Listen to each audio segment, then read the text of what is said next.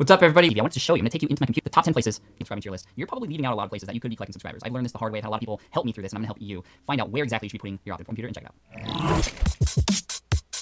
Okay, so here we are on the homepage of smartpassiveincome.com, and I'm going to take you through a number of different website examples, but the first one I want to use one of my own. So the first tip is to place opt-in forms, multiple, in your About page. Before, my About page included a subscription box in the sidebar, and that's it. When I included opt-in forms 2 times, once in the middle of this post or page and once at the end, it increased the conversion rates by over 400% on this page. And you might not know this, but your About page is one of the most visited pages on your site, likely. But more importantly, it's one of the most engaging because you are not only talking about yourself, but what your website can do for your audience. And this is a perfect opportunity for you to collect an email address.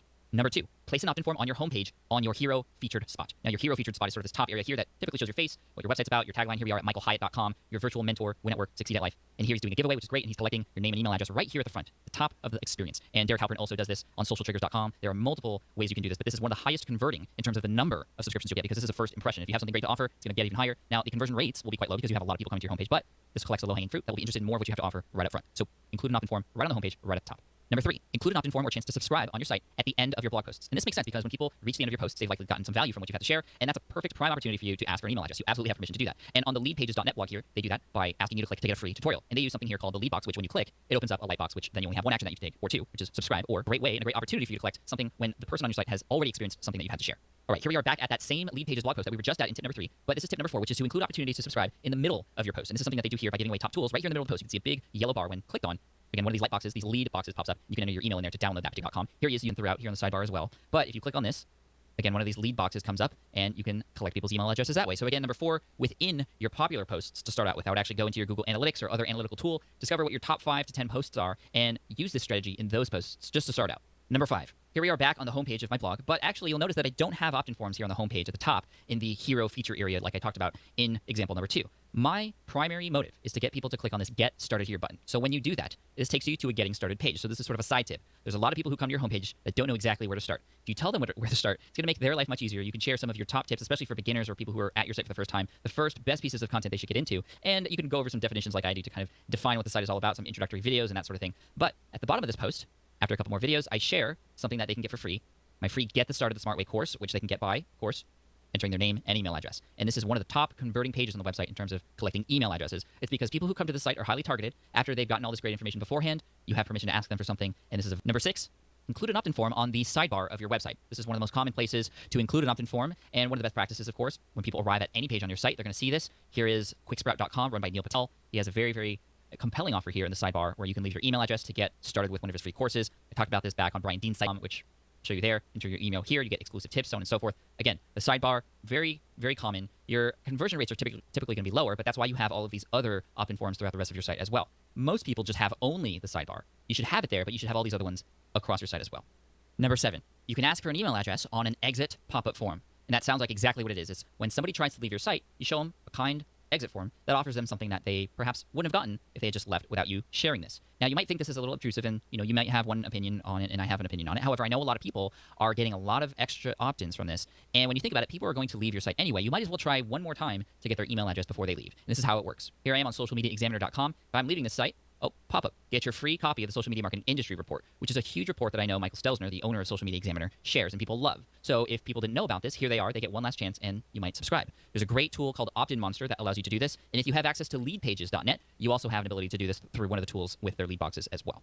Next, to share this example, I want to show you a guest post that was recently written on my website by a man named Grant Baldwin. Now, Grant had some really nice content to share here about how he validated a course and made over 6 figures in 6 months in sales, and all of his struggles going through that. Now, I have a great relationship with Grant, so I allowed him to do this. Not everybody will let you do this, what I'm about to share with you, but if you do have a great relationship, you might have the possibility of using tip number 8 here, which is actually to include an opt-in form on somebody else's site for your particular email list. And here at the bottom of the post, you'll see, once I get there, this is like I said, a very valuable but very big post. You'll see here at the bottom a call to action that Grant leaves, which is click here to get all of the bonuses mentioned above. And when I click on this, it's going to take me to a special page that has an opt-in form that when you opt in, it opts you into Grant's email list. Now, this is huge. It allows you to build your list directly on somebody else's site. Again, you would want to make sure you're honest and upfront with permission to do this, and I let him do this because we have a great relationship. But like I said, you want to make sure that you are honest with and authentic with the person that you are guest posting with, or the site that you're guest posting on, to know that this is happening. And of course, if you've delivered enough value for them, like Grant did in this post, chances are that this person will let you do that. And of course, it's the value add for everybody reading as well because they get the bonuses related to this particular piece of content as well. So again, number 8,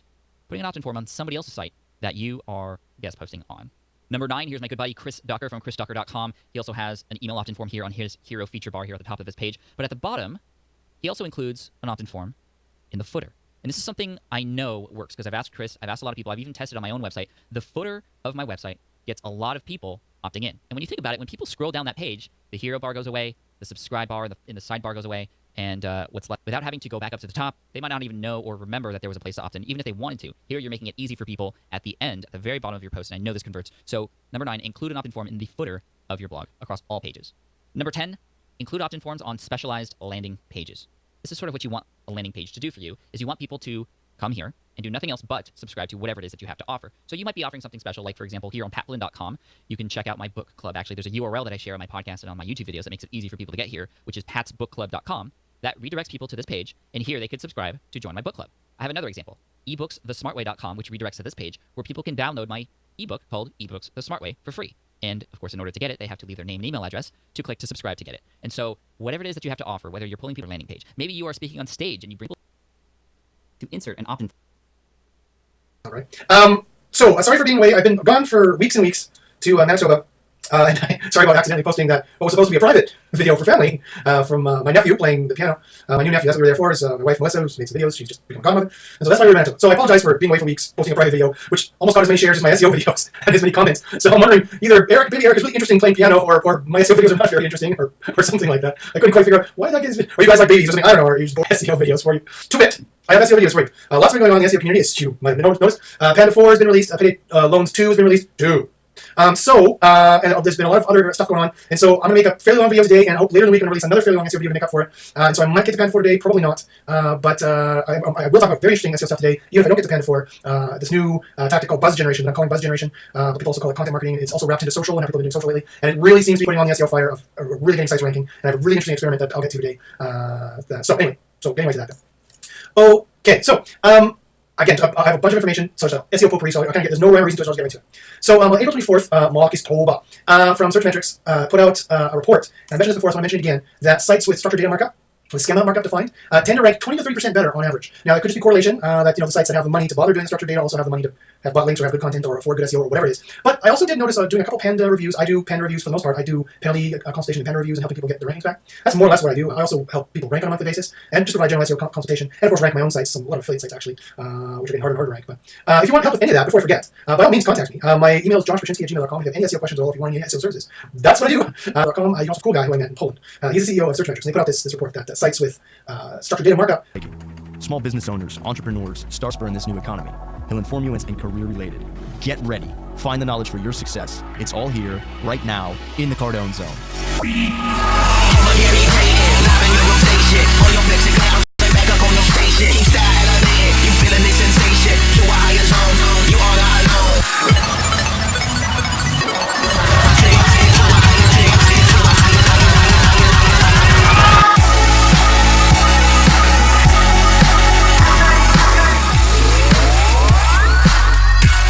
Hey, welcome to the Cardone Zone. This is Grant Cardone. You are in the zone, baby. The Cardone Zone, where we talk about your money, your finances, your business, how to get your money right, stacking paper. This is an edgy show. This is a place where, we break some rules. We're looking at the middle class seeing it get crushed. We're still looking at your mommy and daddy's ideas and saying, hey, come on, half of them don't work, never did work, aren't going to work. You're watching half the people coming out of college can't get a job, no better than Starbucks or McDonald's. You see businesses for hustlers and grinders, people that want to get their thing right in life, that want to have financial freedom. I come here to give you the straight scoop on it.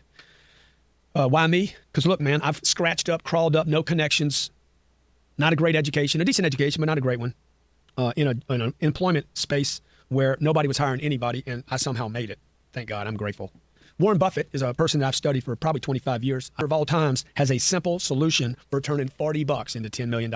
I'm like, okay, I'm reading the article. I passed it. Second time I passed it, I'm like, okay, I got to read the article. $40, $10 million. I got to read the article. And patient reinvestment. Somehow, 19, it would be worth $5 million. With stock splits, the stock original $40 would now be worth $9.8 million. From 2012 to 2014, that 9.8 would be worth almost $11 million. Sounds great, doesn't it? $40, $11 million. You know what? This would suggest to you that you should invest for the long term. The power of patience, Warren Buffett says. However, I would suggest to you, my opinion here is, this is garbage.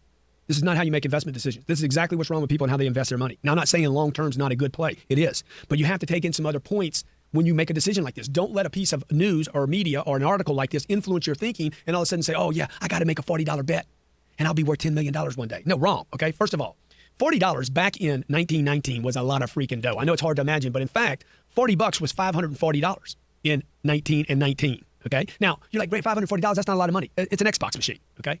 Would you trade an Xbox machine for $11 million? Oh yeah, shit, I would. Oh yeah, I would. They even used that example in the article, like, oh yeah, that's what I would do. Look, in 1919, bro, the world was about to come to an end. Okay. Nobody had $40. You don't get it. You had to be rich to have $40 hanging around. You think I'm exaggerating? The average American today has less than $20 in his pocket right now, this very second. That means the average American would not have $40 in their pocket today to go spend on Coca-Cola stock, much less $540, which it takes the equivalent. First of all, who would keep this in mind? Coca-Cola was not a company. Dude, you didn't have Coca-Cola in Brazil, Australia. Nobody knew about Coca-Cola. Nobody knew Coca-Cola as a big brand. You were investing in a company nobody knew the name of. You were taking the biggest risk of your life when your kids maybe didn't even have a pair of shoes. In 1920, consider that there's food lines. My mother stood in those food lines. People are begging for food 2 years later. Let me tell you something. Anybody and everybody. It was so bad, people were jumping off a building. We're coming to this country with invest $40 in Coca-Cola. Dude, you get your $40 back, and today it's worth like 4 pennies, and you want it all back. How about this? In World War II, you forgot that happened. That's after World War I, okay? Before the Korean War, we forget these things happened, they had a thing called sugar rationing. Coca-Cola couldn't get sugar for their drink. How you feeling about your freaking investment right about now? Look, stay with me. This is Grant Cardone. You're in the Cardone Zone. You can hit me at Twitter, at Grant Cardone. I'm talking about investing your money. Every week I talk to you about make money, make money, make money, make money, bank money, so that you can invest money. And I'm telling you, you cannot take some of the advice you're getting on the surface. Stick with me. I'm going to show you how I make an investment when we get right back. Come on, be honest. Are you getting all there is in the marketplace? Take an honest look in your mind's eye at your sales team right now. Are they doing everything they can to make that extra sale? If you're tired of watching your salespeople be tongue-tied, not follow up, not know their product, not know what to say at that critical moment, welcome to tiredofmissingsales.com. My name's Grant Cardone. I know your frustrations. Look, whether your people sell over the phone or in person, whether you sell a tangible or an intangible, I can increase the sales of any company by at least 15% guaranteed. Go to tiredofmissingsales.com and I'll show you the top 3 reasons your salespeople don't make those extra sales. Go to tiredofmissingsales.com. I ask you this. What would it be worth for you to learn everything there is to know about growth? I want to 10x your income. I want to Cardone Zone. Miami Beach is where we shoot this show from every Tuesday at 1 p.m. Make sure you put it on your calendar. Make sure you actually subscribe to the YouTube channel here. Hit the comments. I actually read the comments myself. That's not my staff. I'll respond to the comments personally. And subscribe to the show also because that way you'll get notified that a show just hit. It'll get dropped into your email and say, hey, Grant's doing a show right now, so you can come watch it live. Also, you're going to want to subscribe to the channel because you're going to see some changes made to this channel, some very dramatic changes made in the future. And you're going to say, man, Grant, I wish I'd have known you were going to do that.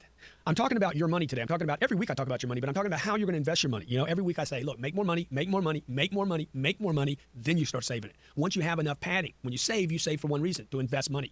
If you want to see a short article that I wrote on this that's gone viral, Fox Business picked it up, Elite Magazine picked it up, Entrepreneur, who else, Lisa? Business Insider, almost 700,000 views now amongst those. It's called How to Become a Millionaire by the Time You're 30. Okay, it explains to you exactly what I did with no money to become a millionaire. That brings me to what I'm talking about today, which is an article that I saw at CNBC, where Warren Buffett talks about his investment in Coca-Cola stock, how much he believed in it, how he believes as a long-term investor, and how he uses an analogy that if you'd invested $40 in 1919 in Coca-Cola stock, that would be worth $11 million today. The power of patience is what it suggests, long-term investing. Look, folks, this is not something you should invest your money in. What do you mean? Actually watch what Warren Buffett invests in order to consider what I might invest in. I think that the guy's done a lot of research. He's got a lot of money. He invests he's a simple guy. He buys companies, not stocks. But to think that you can, say, okay, yeah, man, if I'd invested $40, you'd be 96 years old, man. Okay? Your rectum don't even work anymore. Nothing works. See, this is an hallucination. It's just not real. Okay? You didn't have $40 in 1919, number one. Number two, the Coca-Cola wasn't a company. That means you had to make a major, major, major risk to say I'm going to buy Coca-Cola stock. It's not the company 96 years ago that it is today. You went through sugar rationing, World War II, not to mention all the other problems of 100 years. You'd be 96 years old today. Yeah, you'd have $10 million, $11 million, okay? You'd pay capital gains tax on the $11 million if you invested in over 96 years. It's just ridiculous. Man, I've been here a year, man. When they're going to give me some more money? They ain't, bro. They're going to hire somebody else. They need freaking arms now, okay? They need bodies. They need people. Nobody's going to give you a raise. That day is over. I'm telling you. You want more money? You want more money? You know what you're asking for? Higher unemployment. It's already ugly. We already don't count the numbers. Why? Because Americans do not know how to create income. Chinese do. Indians do. You know why? They'll hustle. They hustle. That's why every week I pound you with first create income. Your wife, your kids. The only thing they should be focused if you're just getting by is this. More money. More money. More money. You understand? I'm making 40 grand a year. The only thing I should be concerned about is making 50. All right? That's it. That's all I should limit. Don't invest any money. Do not invest. Do not save. You ain't got any money to save. You're busted. You're broke. You can't even buy an Xbox machine. Okay? First thing you do is you create more money. I'm going to go from 40 to 50. All right? I did this. Once I get to 50, I go to 60. Once I go to 60, I go to 70. If you can live on 40 and you're making 70, where's the 30 going? Saving money, babe. Okay, I want you to do this little exercise. 25 plus 35, plus 45, plus 55, plus 65, plus 75. You just each year add $10,000 to your income, plus the money, but you won't have the guts.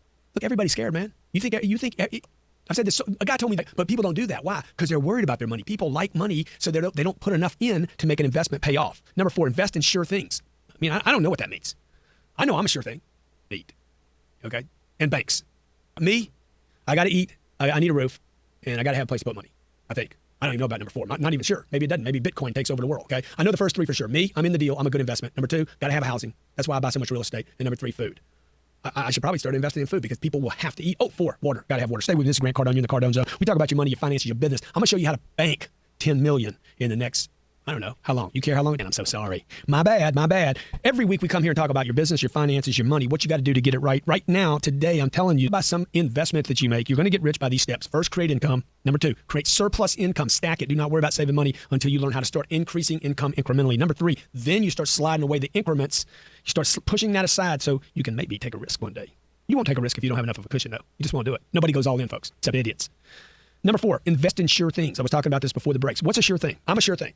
Okay, Ben Franklin said the best investment you'll ever make is in yourself. The best investment you'll ever make is in you. My mom told me that for years. I thought my mom had the quote, and then I found the Ben Franklin quote. I'm like, my mom stole that from Benny.